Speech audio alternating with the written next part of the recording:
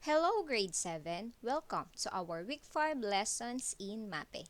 Here are the topics. For music, we have the Mindanao rhythmic and melodic improvisation. For arts, the Mindanao art presentation, which are the indigenous influences. For PE, the Tinikling dance steps development part 3.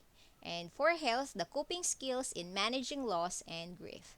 Let's start with the Mindanao rhythmic and melodic improvisation. The musical practices of Mindanao separately reflect Islamic from non-Islamic cultural traditions, story of socio-cultural relations, and other influences outside these communities gave birth to the distinctiveness of one's characters. So for the music activity, you will be listening a selected non-Islamic Mindanao song which is entitled as Tuman. This one is a Tiboli song. And then you are going to study the rhythmic values that follow after listening. Then afterwards, sing it according to the rise and fall of notes seen in the selected song. And take note that you do not have to be perfect in pitching it. You can also choose between spoons, forks, sticks, or any materials that can be found at home in accompanying your singing. So, please do not forget to make a short video while you are singing this song. And then just send it on my FB Messenger. So, this time, let us now listen to this song, the Tuman or the Tiboli song. Today we're going to learn a Tivoli song from Mindanao entitled Tuman. First, look at the notes and listen to the melody.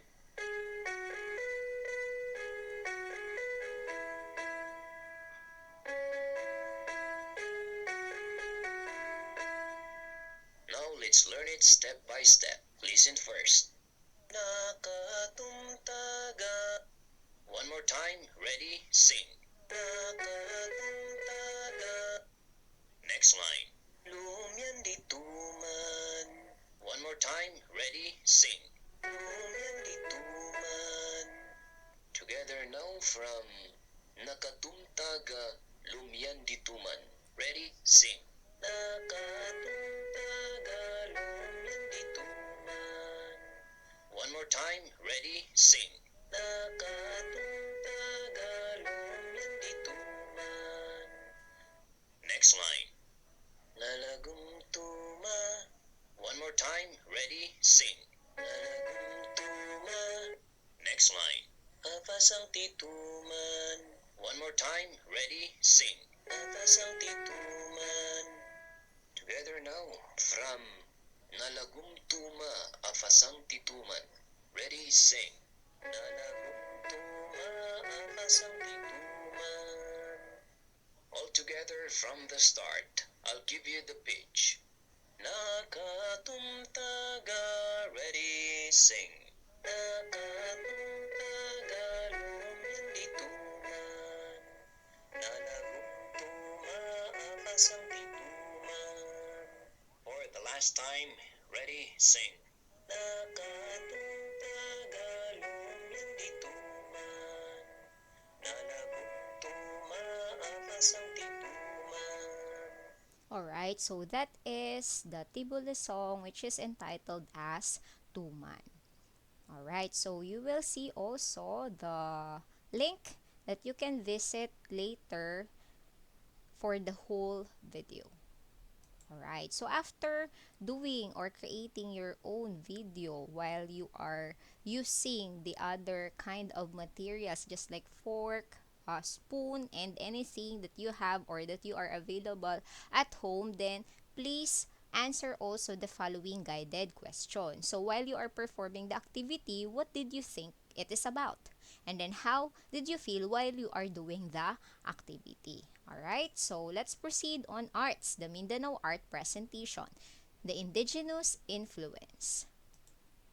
Vinta, This boat is traditionally made by the Badjaus who live in the Sulu archipelago. It consists of several colors and geometric shapes, representing the colorful culture and history of the Muslim people. So, since you are already familiar with the Vinta or the Vinta boat, for your art activity, you are going to create your own version or your own design of Vinta boat. So you can use any materials which is available at your home. You can use any coloring materials or colored paper to create your own version of Vinta. So afterwards, answer the guided questions that follow, such as what materials did you use? What did you what Why did you choose them? And how did you feel while creating your own version of a Vinta? So, as simple as that. Now, let's proceed on PE, the Tinikling Dance Steps Development, Part 3. So, if you still remember, we are done already with the introduction, figures 1, 2, 3, and 4. So, this time, we are going to proceed on step 5 and step 6. So before that, folk dancing is fun and enjoyable. Aside from developing one's awareness of your and others' culture, you can also benefit best from it in achieving a personally active lifestyle to develop and improve your fitness level. So, for your PE activity, we will not go through the activity 1 because it is just only a simple review for from the figure 1 to figure 4. So since you are already done with that, we will just proceed on activity 2, which is the figure 5, entitled as feet apart. So in here, the girl turns right and boy left facing each other. Jump with both feet apart outside the poles. That would be the number 1 and 2. Join both hands and swing them sideways. Count 1. Jump twice with feet together between the poles. Swing hands down in front between them. Counts 2 and 3. It should be in one measure only, and then repeat letter A twice for 2 measures, and jump with feet apart outside the poles. Count 1. Release hands and jump twice between poles, turning right about. Counts 2 and 3. Partners are in back-to-back position. It should be in one measure only, and repeat A, B, and C, except the hand movement. So girl is holding his or her skirt while the boy's hands is on his waist. And then repeat all of them, the A, B, C, and D. And then except on the 16th measure wherein the girl does not turn. The boy turns right. So that would be on 8 measures only. So let us now watch and listen on how they are going to perform the figure number 5, which is the feet apart. 1, 2, 3, 4, 5, 6, 7, 8. 8, 7, 6, 5, 4, 3, 2, and 1. Alright, so that is the figure 5, which is the feet apart. Let's proceed. For figure number 6, which is entitled as cross step, here are the steps, or here are the procedures on how you are going to do it. Hop on left foot across the pole number 2 and raise right foot in rear. Count 1. Hop on right twice between the poles. Counts 9, 2, and 3. And then the girl's right hand on waist and left holding skirt while boy's hands is on his waist. And then hop on left outside pole number 1 and raise right foot in rear. Count 1. And then hop on right twice between the poles. Counts 2 and 3. And then hands should be as above. Then repeat A and B 3 times more. On the last 2 counts of the 8th measure, hop on right foot twice, turning right about. And then repeat 7 times the A and B alternately, and then the girl hops on left outside pole number 2, counts 1, hops on right twice between poles, moving backward near bamboo player number 2, count 2, and then hop on right again and face right about, count 3. So let us now again Watch and listen to figure number 6. 1, 2, 3, 4, 5, 6, 7, 8. 8, 7, 6, 5, 4, 3, 2, and 1. Alright, so that would be the cross step or the figure 6. Now, let us watch and listen from the top of figure 5 onto figure number 6.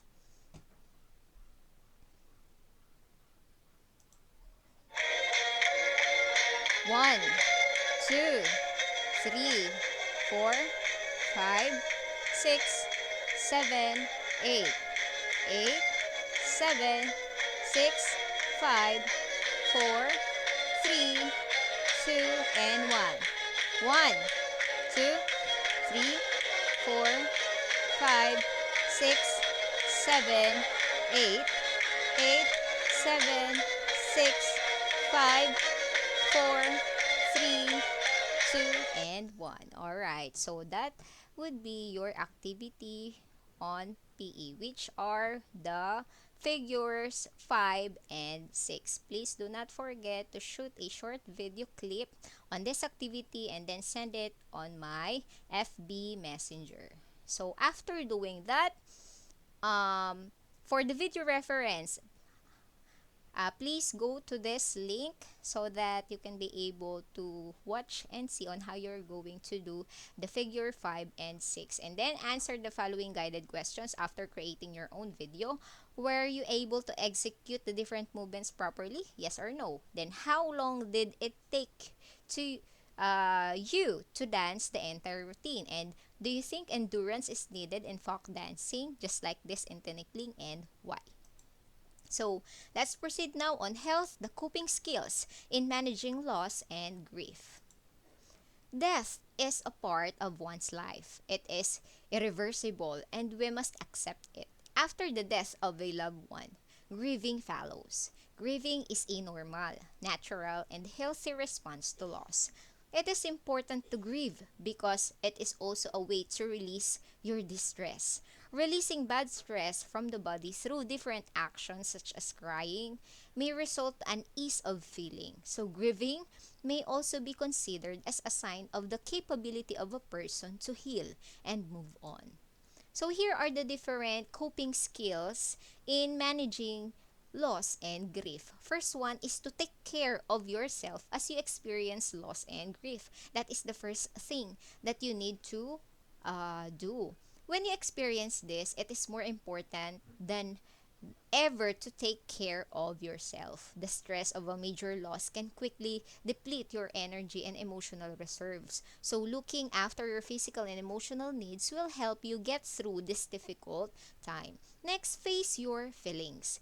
You can try to suppress your grief, but you cannot avoid it forever. To heal, you have to acknowledge the pain. Trying to avoid feelings of sadness and loss only prolongs the grieving process. So, the unresolved grief can also lead to complications such as depression, anxiety, substance abuse, and health problems. Third, express your feelings in a tangible or creative way.